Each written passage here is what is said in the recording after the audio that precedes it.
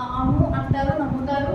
కానీ మళ్ళా మెడిసిన్ వైపే ఆలోచన చేస్తారు. కానీ ఎప్పుడైతే మనము ఆయన మాట అంటే ఆయన సమస్తాన్ని ఎలా కలుగు చేశారు? మాటను బట్టే కలుగు చేశారు. ఇప్పుడు విశ్వాసం ఎప్పుడు కలుగుతుంది? ఆయన మాటను మనం నమ్మినప్పుడే. ఇప్పుడు మనం సాధారణంగా ఒక మెడిసిన్ తీసుకునేటప్పుడు ఏమనుకుంటాము?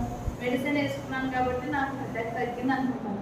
కానీ మెడిసిన్ వేసుకున్న వెంటనే అది మన శరీరంలోకి వెళ్ళి దాన్ని ప్రాసెస్ చేసిన తర్వాతే అది అవుతుంది. కానీ జనరల్గా ఎవరు వేసుకున్నాను కదా వెంటనే తగ్గిపోయింది అనుకుంటారు.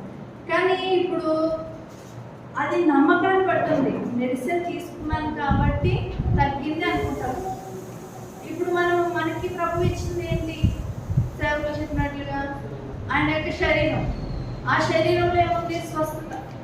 ఆ స్వస్థత మనం ఎప్పుడో అనుభవిస్తామంటే అది నమ్మినప్పుడు.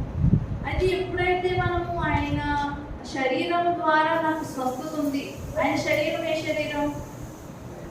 రోగం లేనిది. ఆయన శరీరంలో ఎటువంటి కలంకము లేదు. ఆయన రక్తంలో కలంకం లేదు. ఆయన శరీరంలో ఎటువంటి బలహీనత లేదు. అయితే మనం బలహీనత లేనటువంటి శరీరాన్ని మనం తింటున్నాం కాబట్టి ఏమని వివేచించాలి? ఇది బలహీనత లేని శరీరాన్ని తింటున్నాం అంటే ఈ మెడిసిన్స్ కంటే ఎక్కువ విలువ కలది. ఇప్పుడు నిన్న సేవకులు చెప్పారు కదా, ఎటువంటి రక్తం ఆయనది? అమూల్యమైన రక్తం అన్నారు కదా. అయితే ఆయన రక్తం అమూల్యమైనది అయితే యేసుక్రీస్తు కూడా అమూల్యమైన వాడే కదా. అమూల్యమైన వాడు ఇచ్చినటువంటిది ఎంత అమూల్యమైనది. అయితే అది తింటున్న మనం కూడా అమూల్యమైన వారమే. ఇప్పుడు మనం అమూల్యమైన వారమని మనం ఎప్పుడైతే ఎంచుకుంటున్నామో మనం తింటున్నది కూడా ప్రతిదీ అమూల్యమైనదే. మనం తీసుకుంటున్న ప్రతి ఆహారం కూడా అమూల్యమైనదని ఎంచుకుని తింటున్నప్పుడు మనము ఆహారం ద్వారా వచ్చేటువంటి విషయాలు కూడా మనం ఏం చేయమంటే అభ్యంతరపడమన్నమాట. అయితే ఎప్పుడైతే మనము మన మనస్సాక్షి కల్మషం తోచుకుంటున్నట్లు అన్నారు కదా.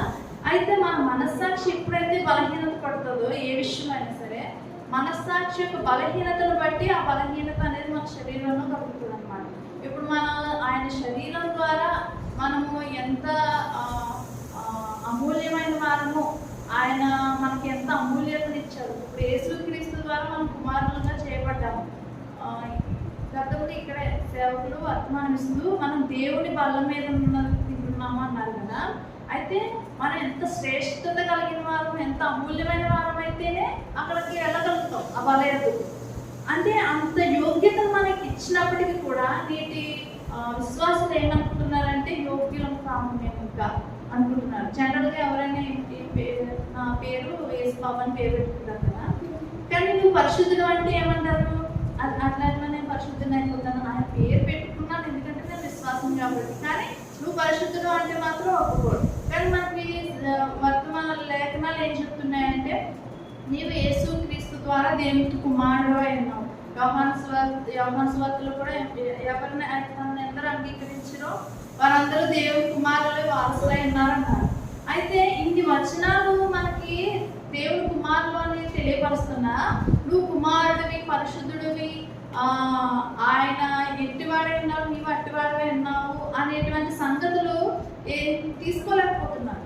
ఏంటంటే వాళ్ళు ఎక్కువగా నేను అనేటువంటి విధానంలో నేను చేసిన దాన్ని బట్టి చూసుకుంటున్నారు. ఆనాడు ఇశ్రాయేలు కూడా మేము చేస్తామని ఏ రీతిగా వెళ్ళిపోయారు. ఈరోజు విశ్వాసులు కూడా నేను చేసిన దాన్ని బట్టే కదా దేవుడు నన్ను నీతిమంతుడిగా ఎంచుతాడు అన్నట్లుగా చూస్తున్నారు. కానీ మరి అలా ఎంచుంటే మరి యేసుక్రీస్తు ఎందుకు రావడం ఏంటి? మరి తన ప్రియ కుమారుని ఎందుకు ఆయన అర్పించాడంటే మరి మన రోమపత్రిక 5వ అధ్యాయంలో మనం చూస్తాం ఏంటంటే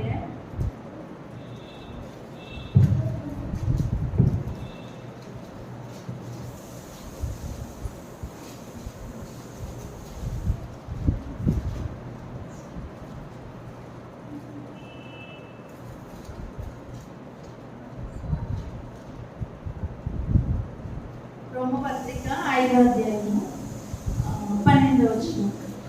ఇట్లుండగా మనుషుల ద్వారా పాపము ద్వారా మరణమును లోకంలో ఎలా ప్రవేశించెనో అలాగునే మనుషులందరూ పాపం చేసినందున మరణం అందరికీ సంప్రాప్తమైంది.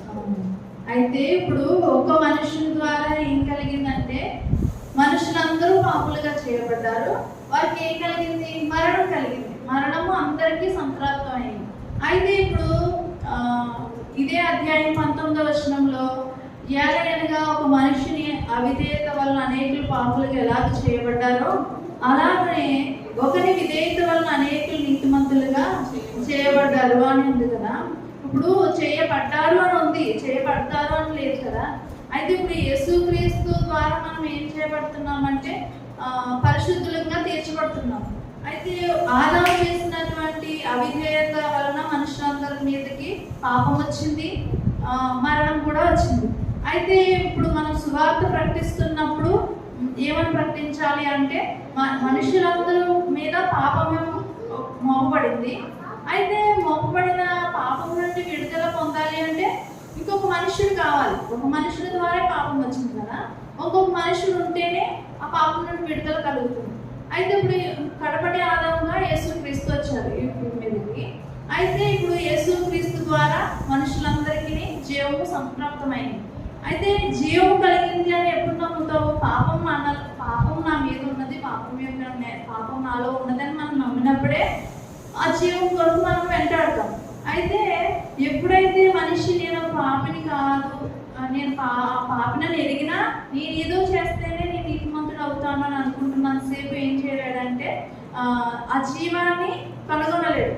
అయితే ఈ జీవము ఒక మనుషుని ద్వారానే వస్తుంది అనేటువంటి సత్యాన్ని ఎప్పుడైతే తెలుసుకుంటాడో అప్పుడు ఏం చేస్తాడంటే యేసుక్రీస్తు యొక్క విలువను ఎరగగలుగుతాడు.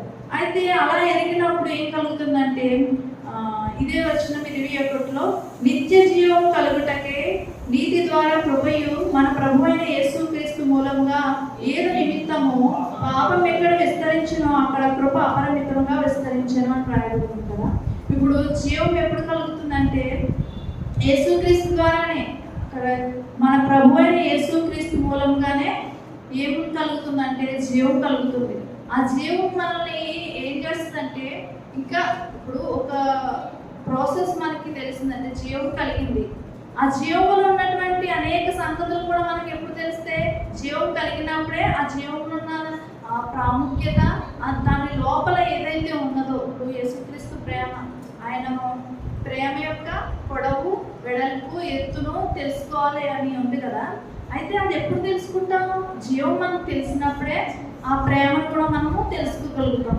ఇప్పుడు యేసుక్రీస్తు నిన్ను ఎంత ప్రేమించాడో నువ్వు తెలుసుకున్నంత వరకు కూడా నీ పొరుగువాడు నీవు ప్రేమించలేవు. ప్రభువు మనల్ని ప్రేమించిన ప్రేమను బట్టే మనము ఇతరుల్ని ప్రేమించగలుగుతాం.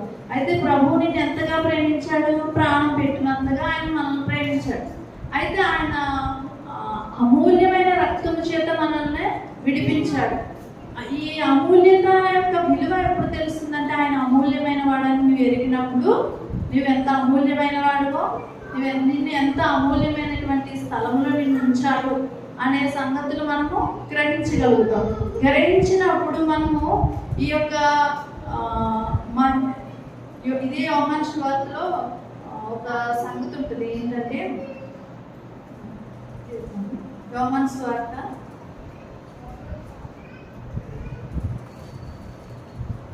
12వ అధ్యాయము 41వ వచనం. యెషయా మహిమను చూసినందున ఆయన గూర్చి మాటలు చెప్పాను. చాలు. ఇప్పుడు ఇక్కడ యెషయా ఏం చూశాడు? ఆయన మహిమను చూశాడు.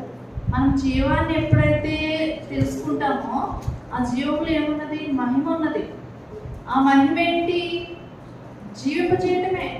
ఇప్పుడు మృతుల్లో నుండి ఎవరైనా చనిపోతే తిరిగి లేవడం అనేది మనుషునికి కాదు, అది కేవలం దేవుడి కుమారునికి మాత్రమే సాధ్యం.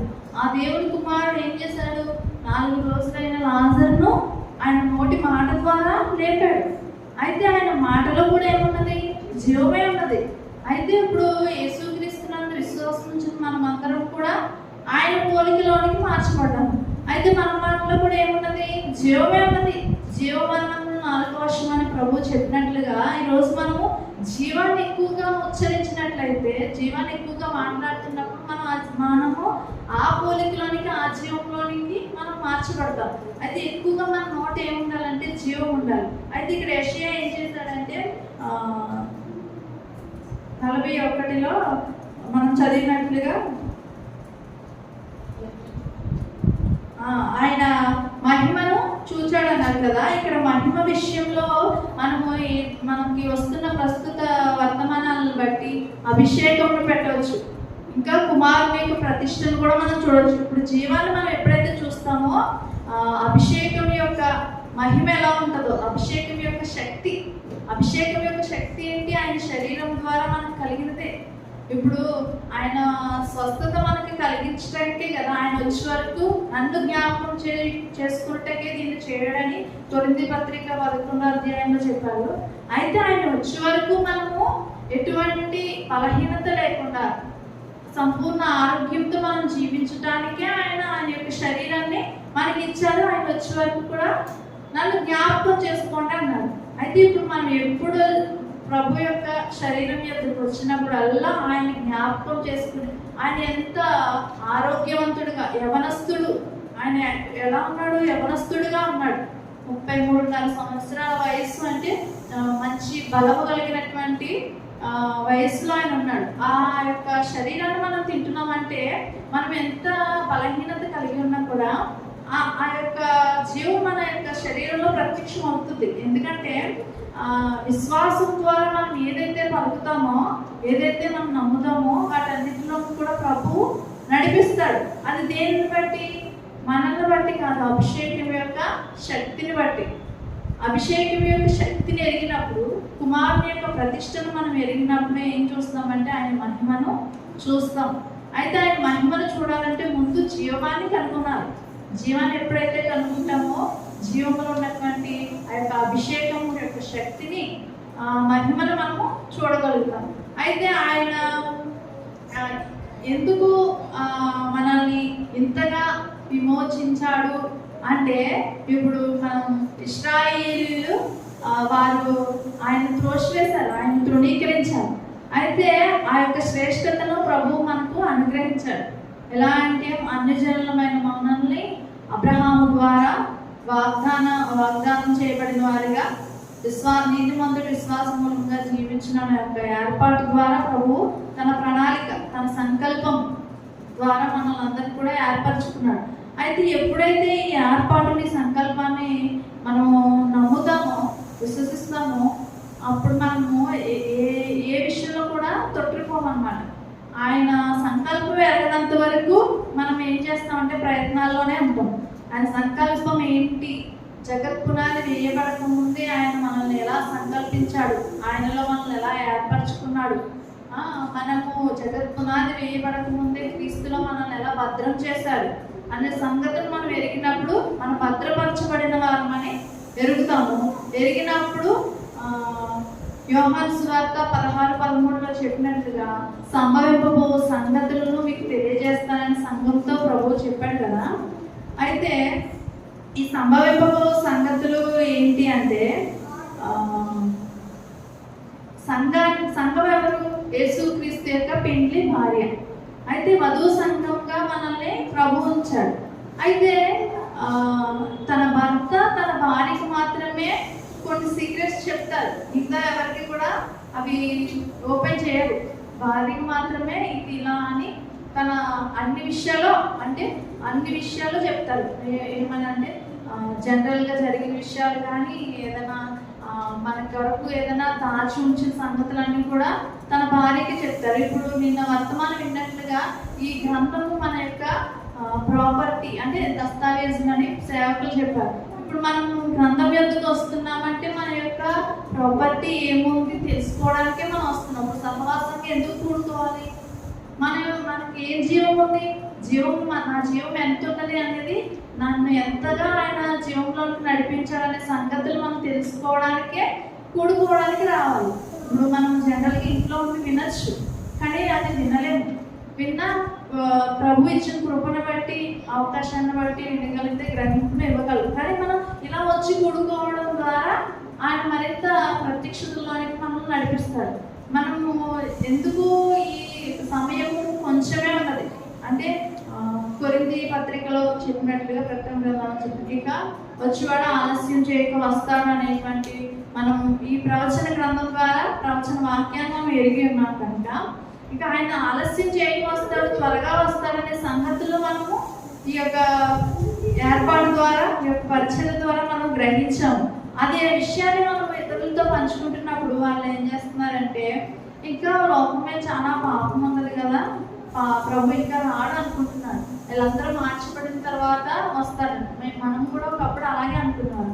అయితే ప్రభుని బట్టి మనం ఈ ఏర్పాటు ద్వారా ఆయన త్వరగా వస్తున్నాడు, ఎంత త్వరగా వస్తున్నాడు అనే సంగతులు కూడా ప్రభు మనతో చెప్పాడు. ఎందుకంటే మనం ఆయన భార్యము కనుక.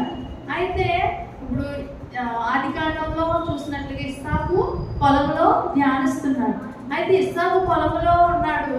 అయితే తన భార్య రాబోతుండగా ఎదుర్కోవడానికి ఉన్నాడు.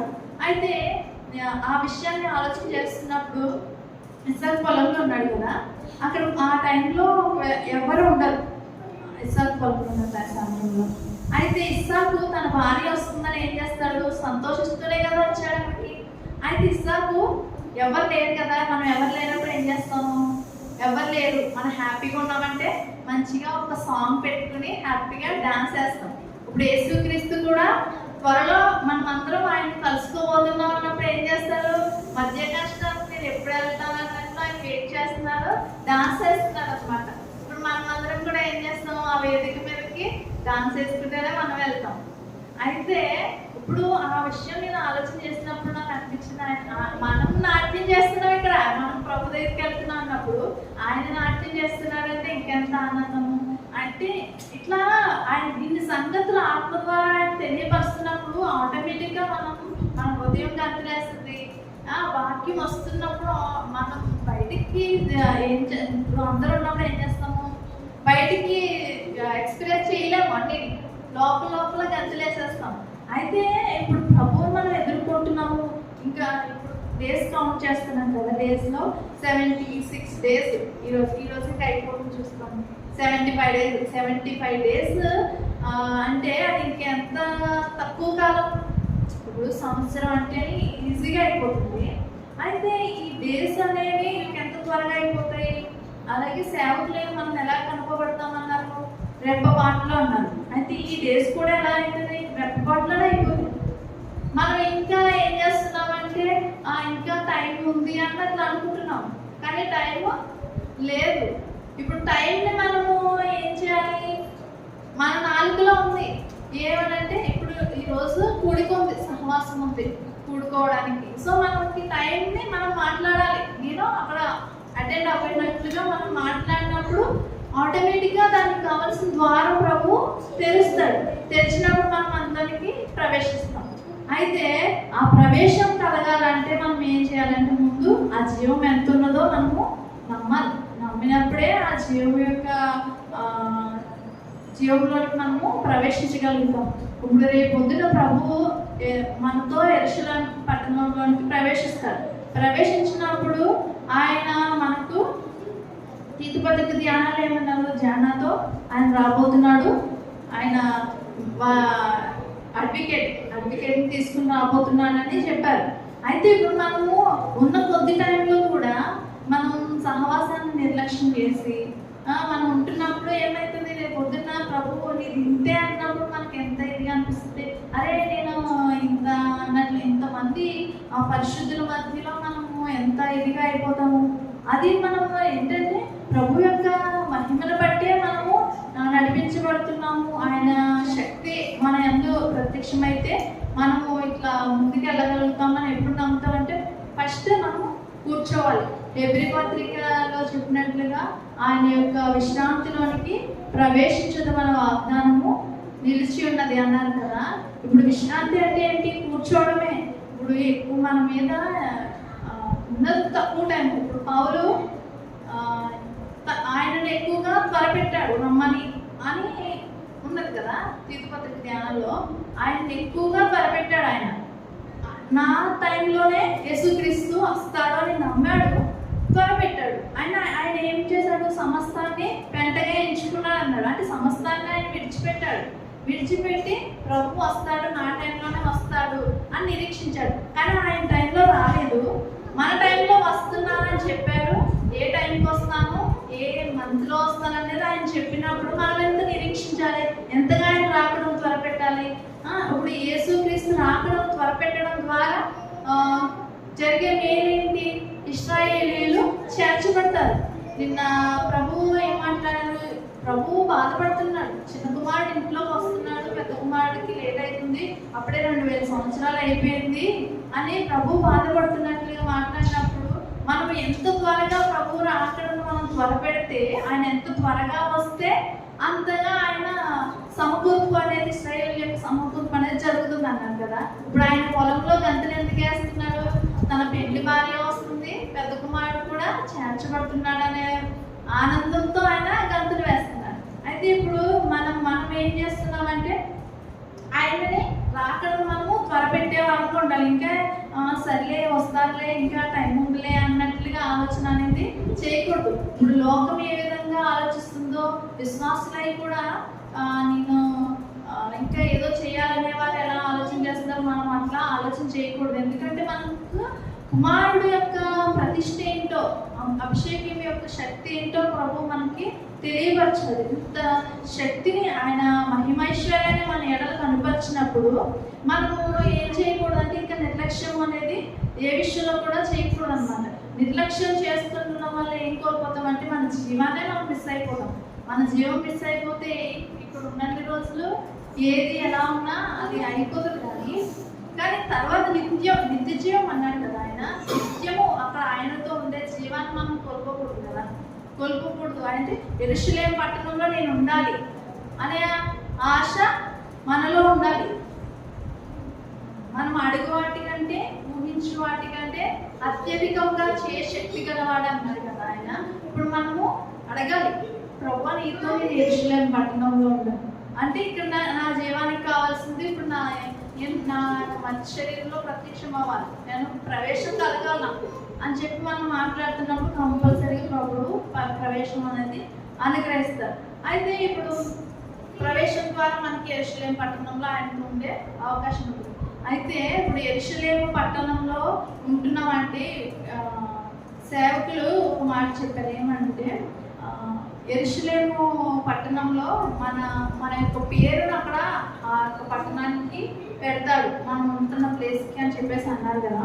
అన్నప్పుడు ప్రభు ధన్యతనిచ్చావు, నా పేరుని యెరూషలేము పట్టణంలో ఉంచుతావా అని చెప్పేసి నేను అనుకుంటున్నప్పుడు, ఆ తర్వాత నెక్స్ట్ డే నేను బైక్ పైన వస్తున్నప్పుడు ఎప్పుడు నేను చుట్టుపక్కల చూడను, అలాంటి సడన్గా చూసేసరికి బయట బిల్డింగ్స్కి ఫ్లెక్సీలు ఉంటాయి కదా పెద్దవి, అయితే ఉన్నాయి. ఉంటున్నప్పుడు ఆ ఫ్లెక్సీ చూసినప్పుడు నాకు అనిపించింది, రేపు యెరూషలేము పట్టణంలో మనం అందరం జీవిస్తాం కదా, ఇప్పుడు మనం ఎవరు? రాజులైన యాజక సమూహం, అంటే మనం పరిపాలన చేసేవాళ్ళం. ఇప్పుడంటే మనకి ఏముంది? అధికారం ఉంది. అంటే అధికారుల యొక్క పేర్లు వాళ్ళ ఫొటోసే కదా పెడతారు.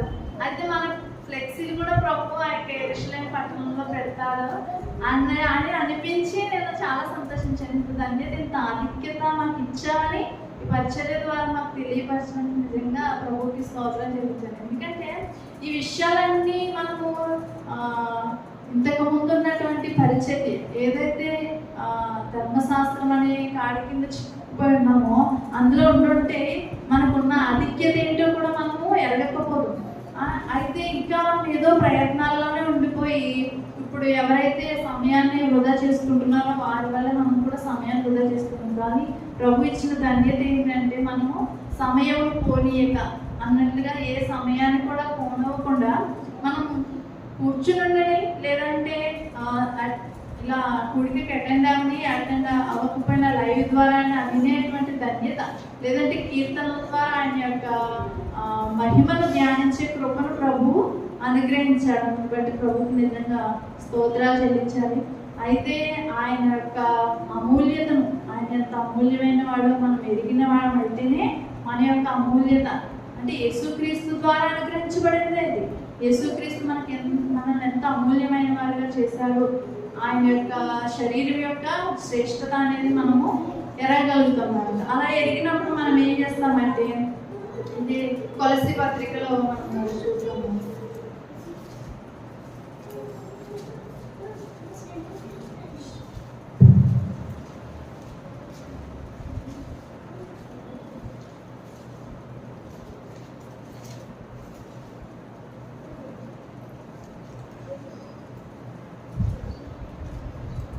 కొలస్సీ పత్రిక 3:1.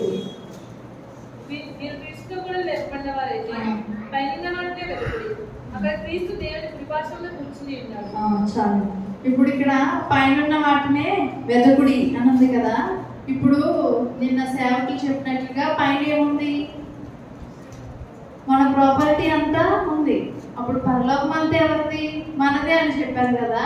ఇప్పుడు మనది పైన వదిలే, అది మనం రెప్పపాటులో వెళ్ళి మనం అక్కడ వసించిపోతున్నాం అన్నప్పుడు ఏం చేస్తాము? మన ప్రాపర్టీ ఎంత ఉందో తెలుసుకోవాలని మనం ఏం చేస్తాం? ఈ సమయంలో కూడుకుంటాం అన్నమాట.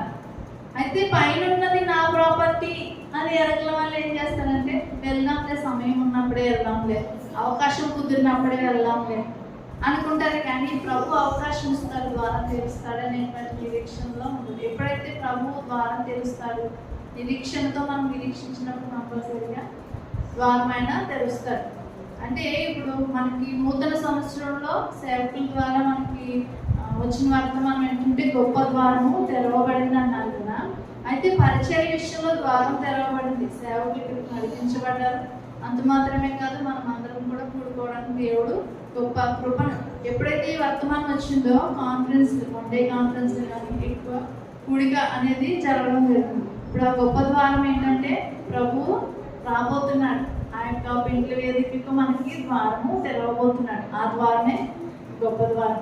ఆ ద్వారంలోనికి మనం అందరం కూడా ప్రవేశించబోతున్నాం. ఎందుకంటే ఆయన యొక్క మహిమైశ్వర్యాన్ని బట్టి మనం అందరినీ కూడా విడిపించాడు కాబట్టి ఆయన మహిమ ద్వారానే మనం అందరినీ కూడా కొనుక్కోబోతున్నాడు. జనరల్గా మనం ఏమనుకుంటామంటే ఈ లోకంలో ఉన్నవే గొప్పగా మనం చూస్తున్నాం. జనరల్గా మొన్న భూన బెంగళూరు నుంచి వచ్చేటప్పుడు ఎయిర్పోర్ట్లో వీడియో పెట్టినప్పుడు నాకు చూడగానే భలే అనిపించింది. అది చూడడానికి మంచి లైటింగ్తో గోల్డ్ కలర్ అనిపించినప్పుడు వెంటనే అనిపించింది, ఇక్కడున్న ఈ ఎయిర్పోర్ట్లో ఉన్నదే ఇంత కంటికి మనకి మిరాకిల్గా కనిపిస్తే ఆ జ్ఞానం ఎవరిది? దేవుడిదే. ఆ జ్ఞానం మనిషికి ఇచ్చి నిర్మించిందే ఎంత అద్భుతంగా మనకు కనబడుతుంది. అక్కడ ఇంకా మన నివాసాలు ఇంకెంత అద్భుతంగా ఆయన డిజైన్ చేసి ఉండొచ్చు. అంత అద్భుతమైన స్థలంలో మనము ఆయనతో, ఆయన బల్ల యొక్క ఉండి ఆయనతో మనము ఉండబోతున్నాం. అదెంత ధన్యత! ఆయన కీర్తించబోతున్నాం. అదెంత ధన్యత! ఇంత ధన్యత మనకి ప్రభు అనుగ్రహించాడు. జనరల్గా మనం ఏమనుకున్నాం, యేసు ప్రభు దగ్గరికి అదే పరలోకం వెళ్తామా వెళ్ళమా అన్నట్లుగా ఉండేవాళ్ళం. అలాంటి పరలోకానికి వెళ్తామని నిశ్చయించాడు ప్రభు. అంత మాత్రమే కాదు, ఇంత ఆధిక్యతను మనకి ప్రభు కనపరిచాడు. సేవకుల ద్వారా వచ్చిన ప్రతిష్టలన్నీ మనకు తెలుసు. అయితే ఇంతగా ప్రభు మనల్ని ప్రేమించాడా అనేది మనకి ఎప్పుడు తెలిసింది? పరిచర్య ద్వారానే తెలిసింది. ప్రభు మనల్ని ప్రేమించాడు, ఈ లోకానికి వచ్చాడని మాత్రమే తెలుసు. కానీ ఎంతగా ప్రేమించాడు? జగత్ పునాది వేయబడక ముందే ప్రేమించాడు, ఇప్పటికీ ప్రేమిస్తున్నాడు, నిత్యము సదాకాలమైన మనం ప్రేమిస్తున్నాడు. ఈ ప్రేమ లాంటిది నిరంతరం. నిరంతరం అన్నాం కదా, ఇదేంటి? నిరంతరం ఉండేది. మనం నిరంతరం ప్రభుత్వం ఉండబోతున్నాం అంటే అది ఎంత ఆనందం! ఆయన హత్తుకోబోతున్నాం మనం అందరం కూడా. అది ప్రభు మనకి ఇచ్చిన ధన్యతే. అది మనం ఎప్పుడైతే ధ్యానం చేస్తూ ఉంటున్నామో ప్రభు మనల్ని ఎప్పుడు కూడా తన ఆత్మ ద్వారా సంతోషంలోకి నడిపిస్తారు. మన గుడివాడలో జరిగిన కాన్ఫరెన్స్లో ప్రభు సేవకులు ఏమన్నారంటే, మన పేరును పెట్టుకుని ఉత్సాహం తుదమట్టుకు అని అనమన్నారు.